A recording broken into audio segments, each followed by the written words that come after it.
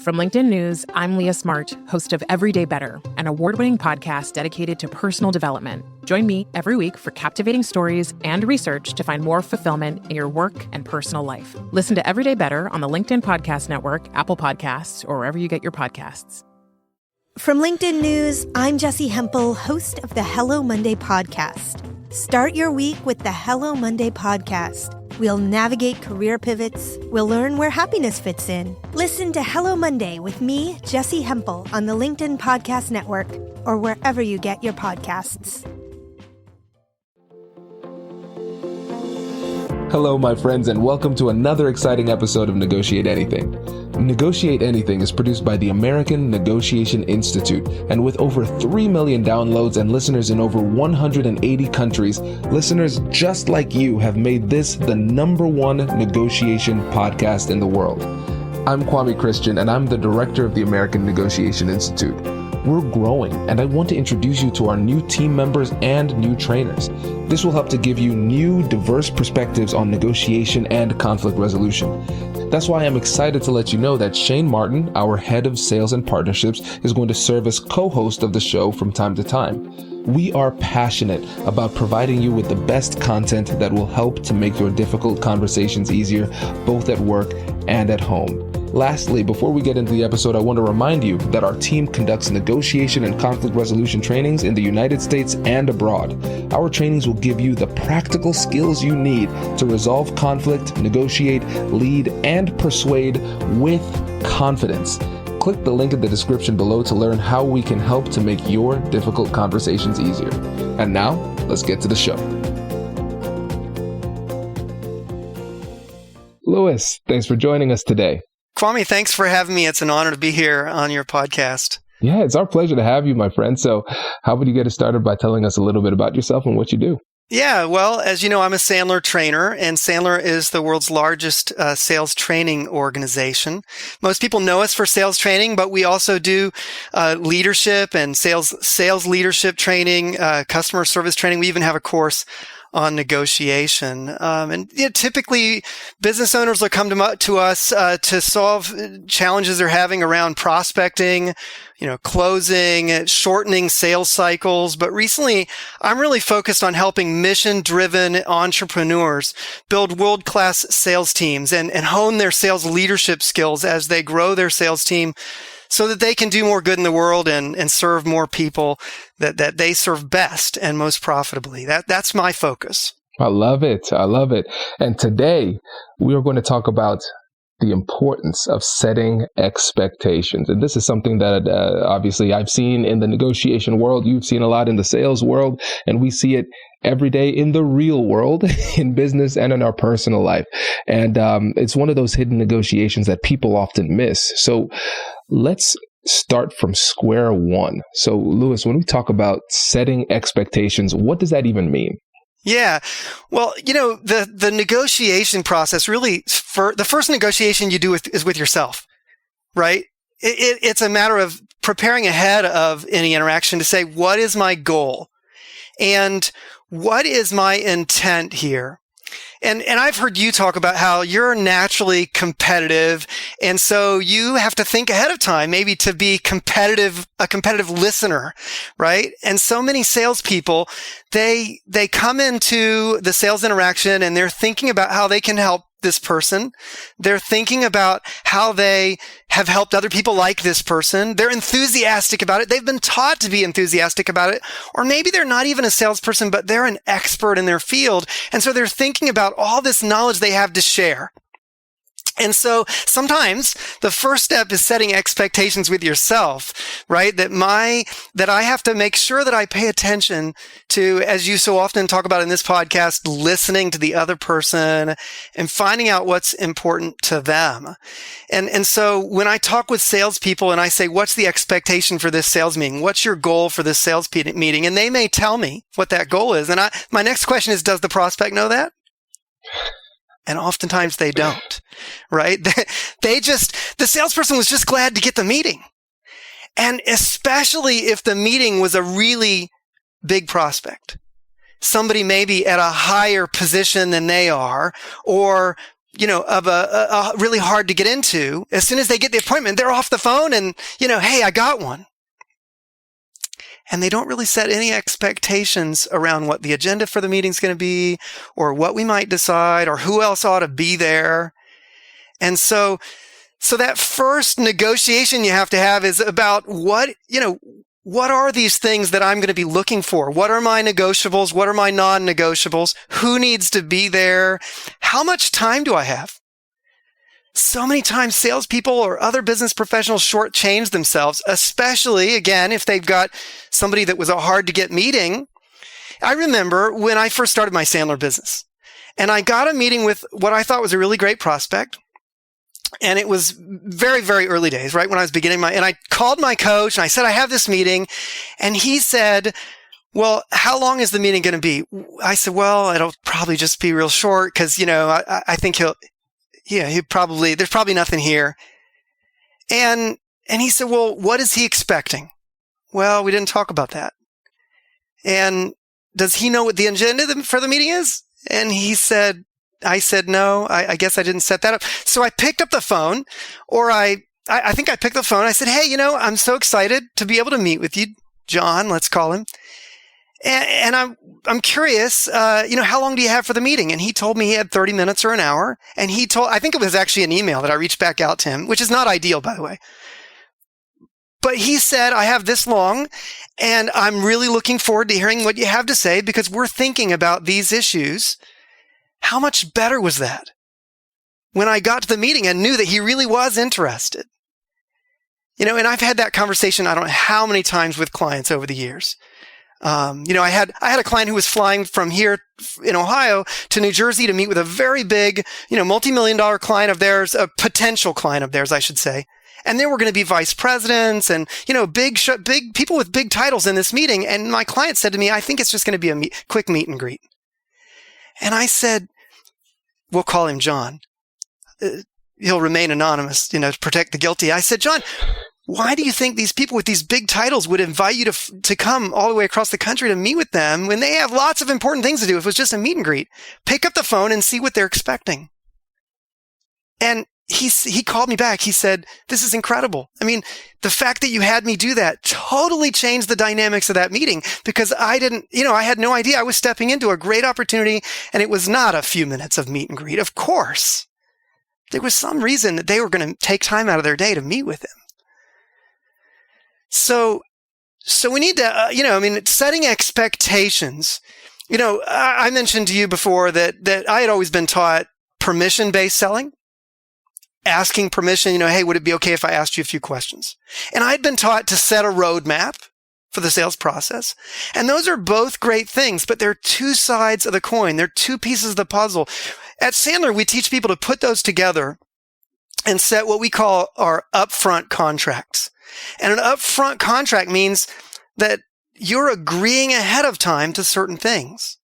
Upfront, and it's a contract simply because it's an agreement. I tell my clients, the one time you want to negotiate in a sales process is upfront. And that is the opposite of what most salespeople do, right? Most salespeople come in and they show up and throw up and they tell all of their stuff and they do their dog and pony show and they share all their expertise and they do a lot of free consulting. And then they hope that if they like me, they'll buy from me. And then at the end, when the prospect says that's too much, now they have to begin to negotiate price and negotiate terms.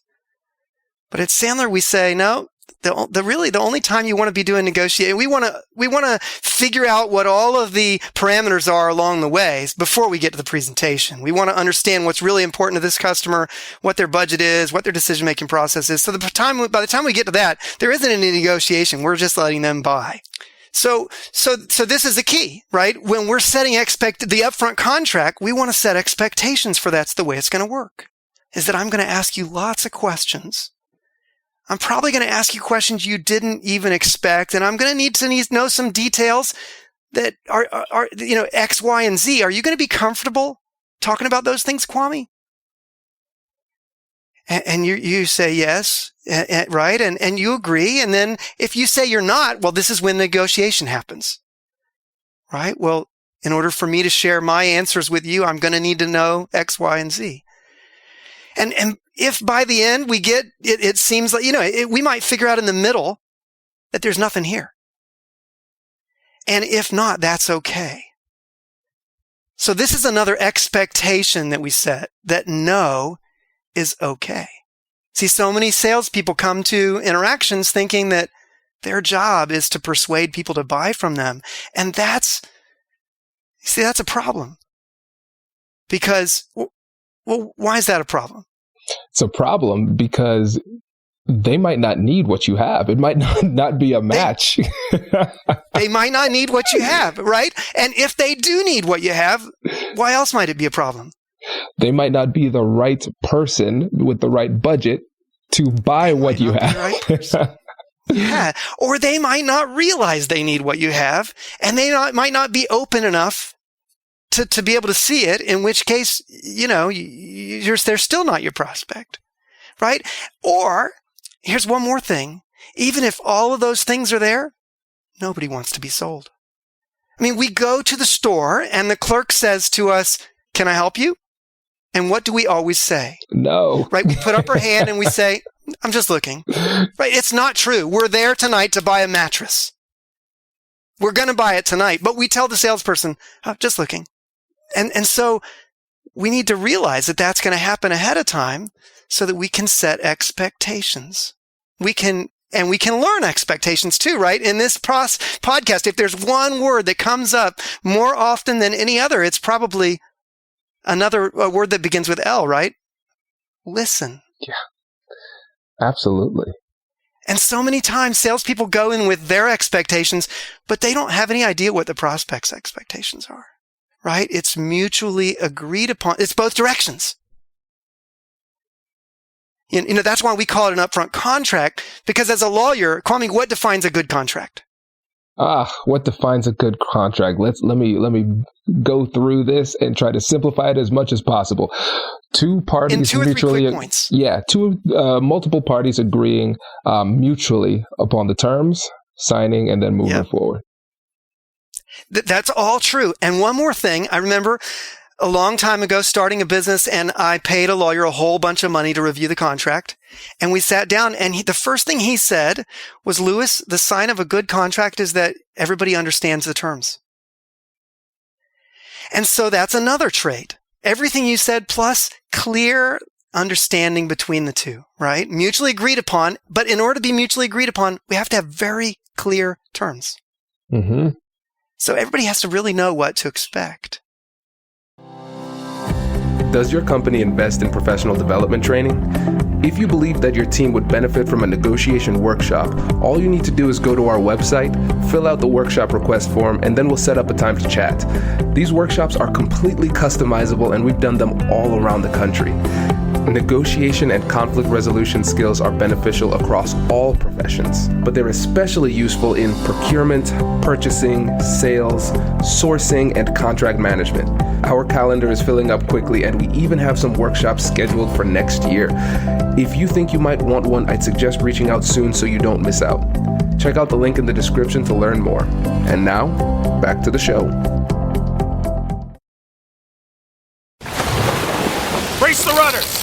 Raise the sails! Raise the sails! Captain, an unidentified ship is approaching. Over. Roger.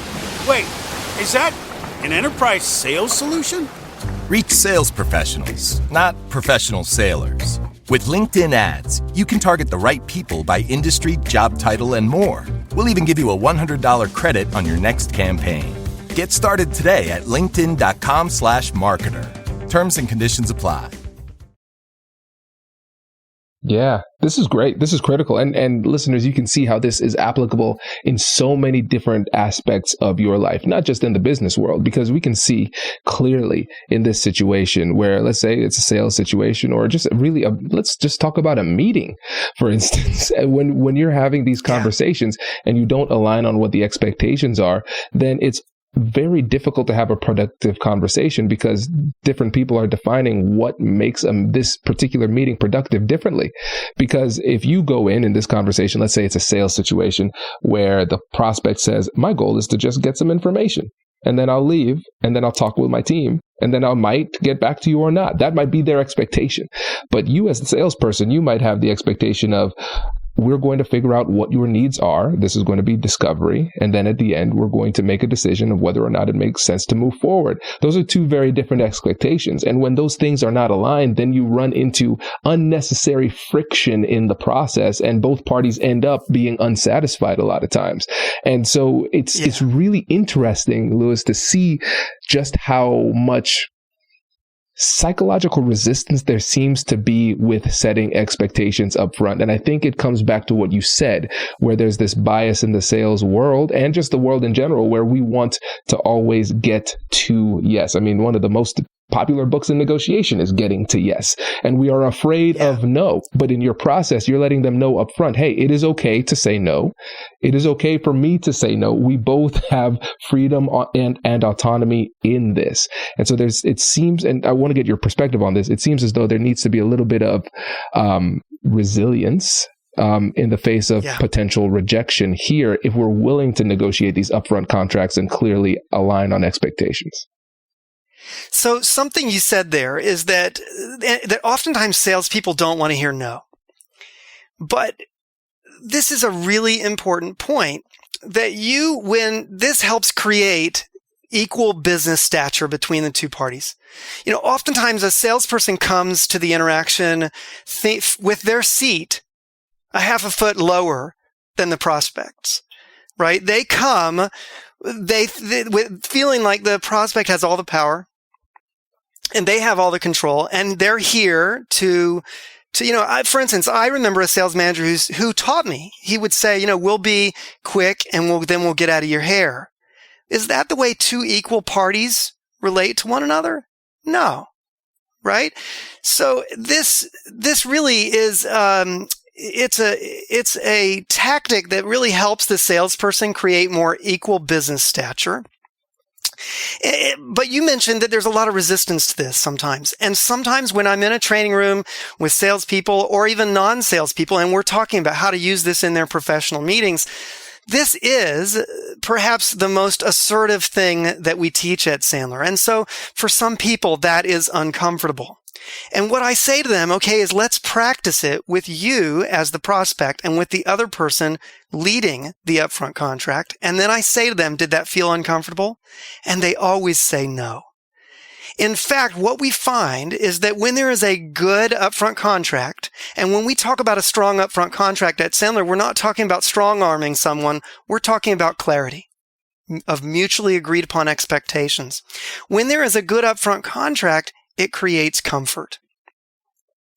And here's another thing that salespeople struggle with, is that they struggle with the idea that not only does nobody like to be sold, but people have a little bit of inherent fear about salespeople, about being sold, right? And what that creates is that people tend not to be totally honest with someone who is selling something. You talk about compassionate curiosity. And I tell my clients, the first rule is be curious. The second rule is be skeptical. Because as a salesperson, you got to realize that not everybody's going to give you the honest answer right up front. It's your job to change this interaction and create an environment that fosters transparency. So the upfront contract can help you do that when you do exactly what you said a few minutes ago, Kwame, and you say, we may figure out that there's nothing here. And oftentimes I'll lead with my no. I will lead with, hey, you mentioned earlier, you can say no, I can say no. Now that's a foreign concept to a lot of salespeople. And in fact, I've had sales managers. I remember a sales manager I met with, and she said, we're doing in-home sales. I can't tell the prospects it's okay to say no, or they'll say no. And I said, well, what's your closing ratio now? She said about 20%.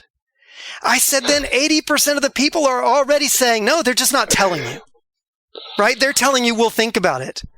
They're telling you, call me in 2 weeks. And then when you call in 2 weeks, they don't answer because people have caller ID now and they don't want to tell you no, right?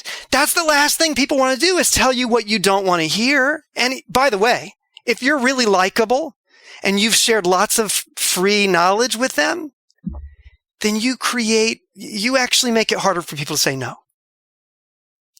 So by giving them permission to say no, you actually become more trustworthy.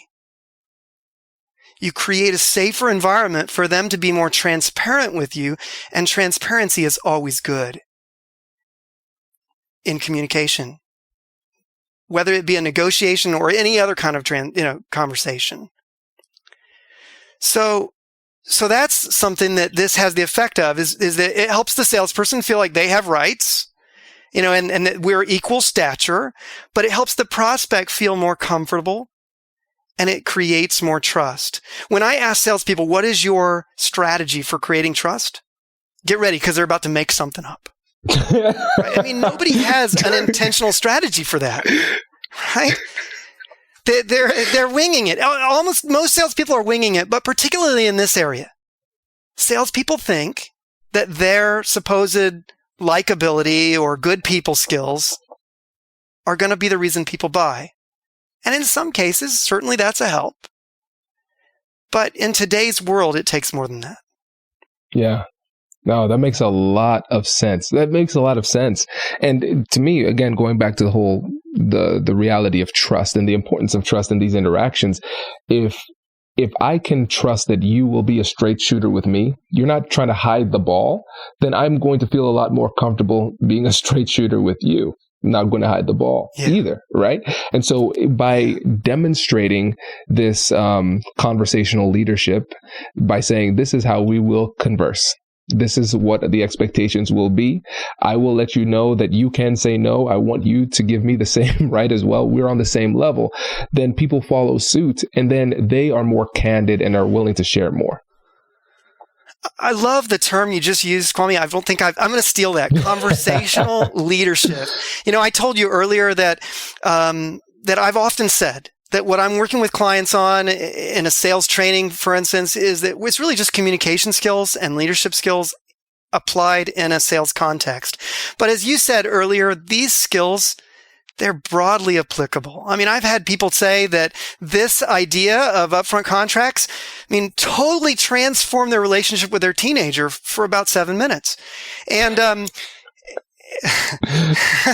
you can't have real high expectations with a teenager, but these are things that you can apply when you're out with friends, when you're, in a dating relationship, whatever, right? I mean, let's talk about some of the other things we might set expectations about. How many times, if there's salespeople listening, they're going to be able to relate to all these things, but probably other people can too, right? How many times has it happened that you went on a sales meeting and you thought you had a half hour or an hour? Heck, that's what you sent the Outlook invitation for. And so they should know that this meeting is going to be for an hour.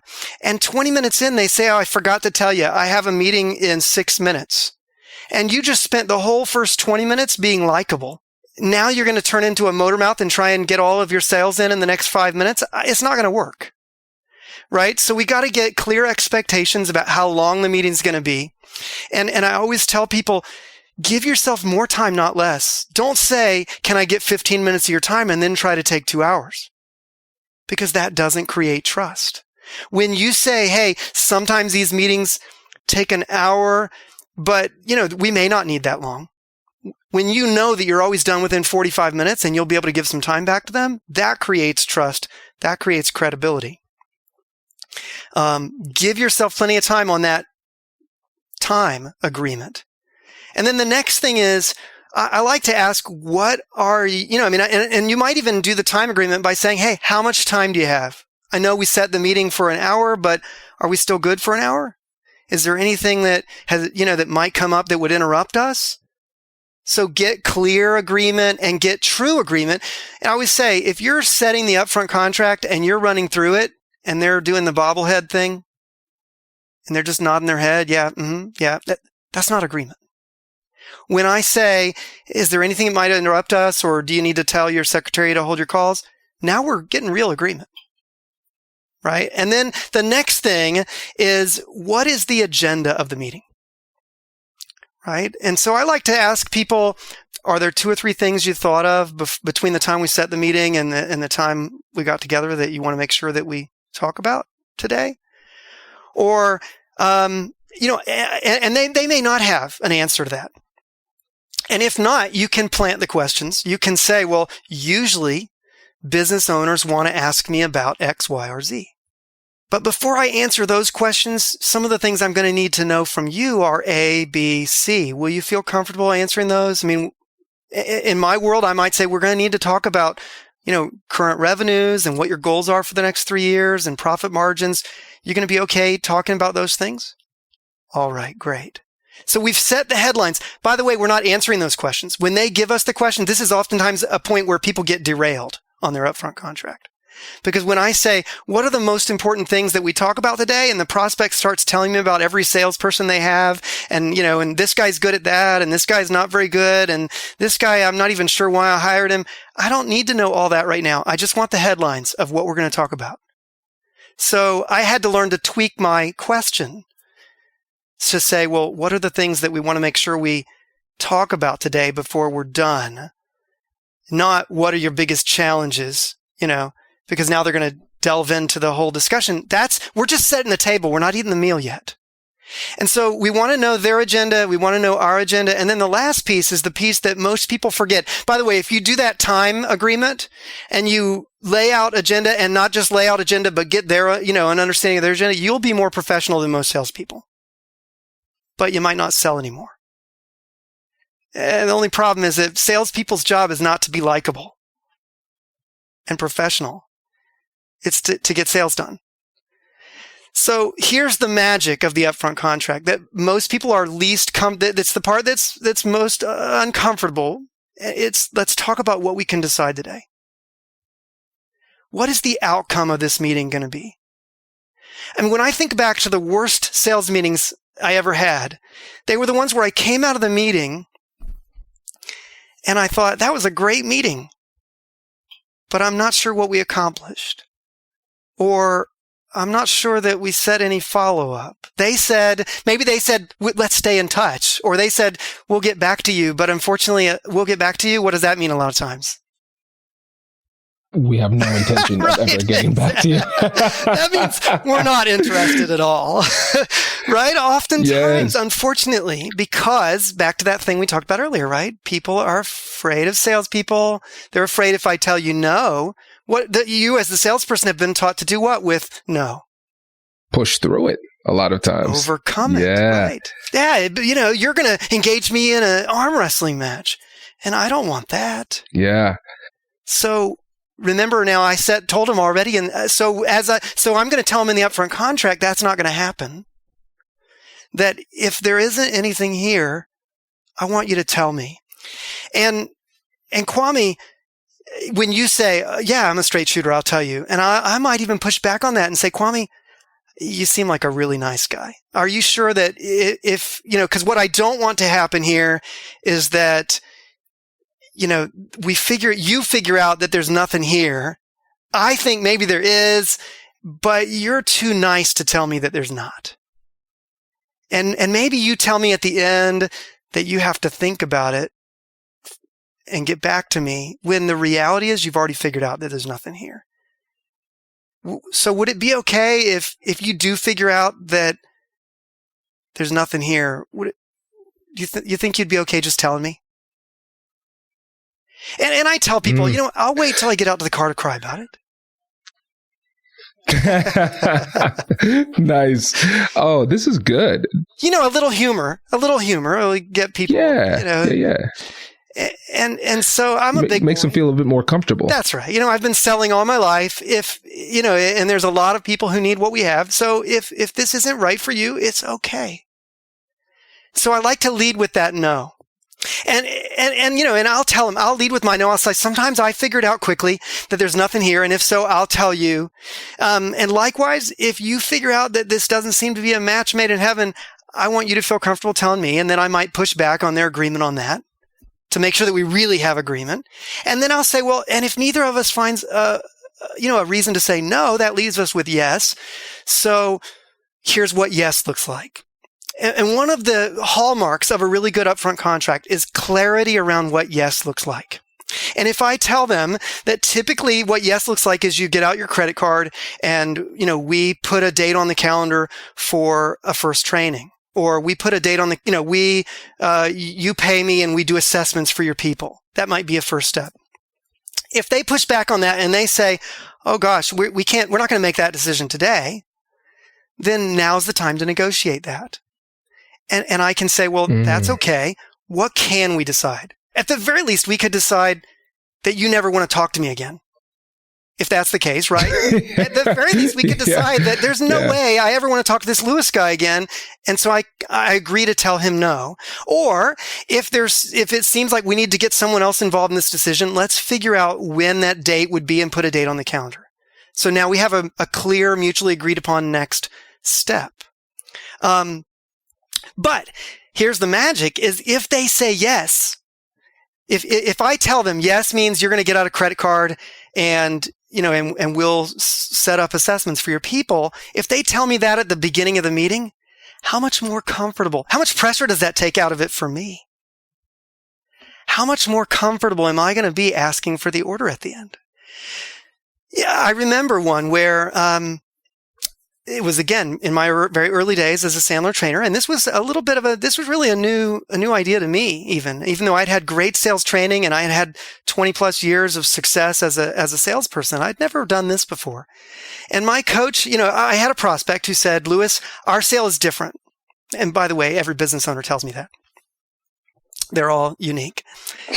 And so he said, our sale is different. It's not a one-call close. It's a relationship sale. I said, I get it. And my Sandler coach said, here's what I want you to say at the beginning of the call. I want you to say, John, you mentioned your business is not a one-call close, but is this conversation going to be a one-call close?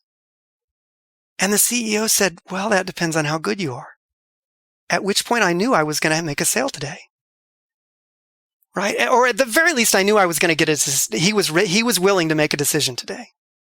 And it took all the pressure out. Now I wasn't getting, more and more nervous as the hour went on. Like I got to ask for the order and what's he going to say? I knew I knew I better ask for the order because he invited me to. Right. So it takes all the pressure out. Yeah. Now you brought up something about how do we apply this to other situations? So let's just talk about that for a minute. One that comes to mind is employers and employees. And I was listening to a recent podcast of yours and, you talked about the Michael Scott, or maybe, I think it was you talked, maybe it was your guest who talked about the episode in The Office where Michael Scott just couldn't bring himself to tell somebody, something difficult. It wasn't an employee. It was like, your spouse is having an affair and he finally gets in the parking lot and he rolls down the window and says, they're having an affair and he drives away because he's so nervous about that, right? Yeah. So this is an example where we can, again, it's like a pressure relief valve. We take all the pressure out by saying up front, hey, can I talk with you about something difficult? Like that's a little bit of an upfront contract. Mm-hmm. Or how could I tell you something that you may not like without making you mad? That's a little bit of an upfront contract. Like, hey, I need to talk with you about something tough. But let's talk about a more formal situation where maybe there's nothing wrong. It's not a difficult conversation. It's just a coaching conversation. And by the way, when people think about coaching, they think about correction, right? Somebody's doing something wrong. But at Sandler, our best clients are working to instill a culture of coaching. And when you think about professional athletes, it would be ridiculous if they said, hey, coach, I really don't want you to watch me. That makes me nervous. Or, this practicing, dribbling up and down the court, that's just not real. I mean, let's just play, let me just go to the game. That, this practicing layups, I mean, that's just not reality. But that's what salespeople say all the time, right? Is this role play stuff? It makes me uncomfortable. So anyway, a little bit of a rabbit trail I went off on there because practice is really one of the biggest reasons that Sandler has become the most successful training organization in the world is we create this context for practice. But what I was going to say is in the ideal coaching relationship, this upfront contract applies, right? Because you say with the person that you're coaching, hey, how long do we have? what do you want to accomplish during our conversation today? Are there issues you want to talk about? Well, here's the issues I want to talk about. We can negotiate that agenda. Hey, we've only got 30 minutes. So I really want to make sure we cover this one. I can't cover all three of those things you said, but we'll get to the top one. And before we're done, I'm going to have some homework for you, and we'll circle back in a week. So there it is, time, agenda, outcome. Yeah. If you want to remember that, maybe the Tao of selling, right? TAO. So there's in the employer-employee relationship. How about a meeting? How many of us have been to employee meetings that just droned on and on? They were supposed to last 45 minutes. And at the 1 hour mark, certain people were leaving and they said they had a meeting, and you wondered, did they really have a meeting, or were they just, using that to say, so they could leave? And you didn't have the bravery to do it. You thought, maybe I should be more brave. Maybe I should make sure I set a meeting every week at the 11:45 mark so I can leave the meeting exactly at 11:45. But how much better would it be if the person leading the meeting said, hey, we've got this much time. They sent out an agenda ahead of time. They asked everybody else if there were certain things they wanted to be on the agenda. And they made a point of saying, here are the things that we want to make sure that we set some action items on before we finish the meeting. Right. How much more productive would those meetings be? So there's another example where you can apply this idea, time, agenda, outcome. Practice it with your kids, practice it with your friends when you're planning on going out to have fun on Friday night. Say, hey, how long are we planning on staying out tonight? And what do you guys want? Well, here's what I'm thinking we'll do. And let's not stand around for a half hour talking about where we're going to. Let's make a decision in the next 10 minutes and get going. Time, agenda, outcome. I wish I would have listened to this episode so many years ago, Louis, because I go to bed early. I hate wasting time. What are we doing here? Yes, this is great, because all of this, because you've made it so practical for us, because it's clear how it can apply in sales and negotiations. Now we can see how this extrapolates to the day-to-day meetings and conversations we're having, and then even in our personal life. So this is extremely useful.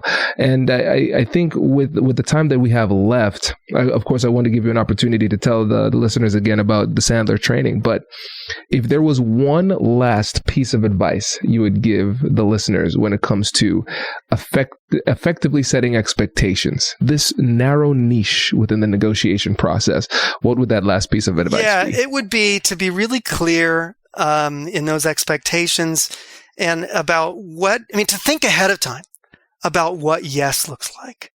What is that next step? And if the yes means we're going to make a sale, maybe what's the fallback? Do you have if you have to negotiate what that outcome is, what's that going to look like? It might be in your world, the negotiation is, well, if you can't make a decision today, then we should reschedule, so that we can have the right people in the meeting so that we can make a decision. But get really clear on the terms of that agreement and what yes looks like. This is great. Louis, really appreciate it. But before you go, let them know again about Sandler training and how they can, learn more about that. Thanks very much. This concept of upfront contracts is the number one thing our client says changes their game, but there's so many more things that Sandler talks about. We talk about not just the skills of selling, but also the mindset issues, the behavioral issues. How do we execute on our plan? I mentioned that we do have a course on negotiating. We publish about 4 to 6 books a year, and they're all right now focused on sales leadership. So we're really focused on that. We do have a book called Negotiating from the Inside Out, and we do have an online course on negotiating. And if listeners want to learn more, they can go to Sandler.com and find their local Sandler trainer and reach out to them. And so that's where to go. Again, Sandler.com, SANDLER.com. Perfect. Louis, really appreciate it, my friend. Thanks for joining us. Thanks for having me, Kwame. Congratulations! You've just joined an elite club. By listening to a full episode, you're now officially on the Negotiate Anything team. So welcome aboard. What most team members do is they subscribe to the podcast because that allows them to automatically get the latest episodes of the show. The best things in life lie on the other side of difficult conversations. Keep learning, keep practicing, and keep getting better. Your relationships will improve, your career will soar, and you'll have the confidence you need to get the most out of these crucial conversations. Again, thank you for joining the team. We're excited to have you, and I will see you in the next episode. I'll catch you later.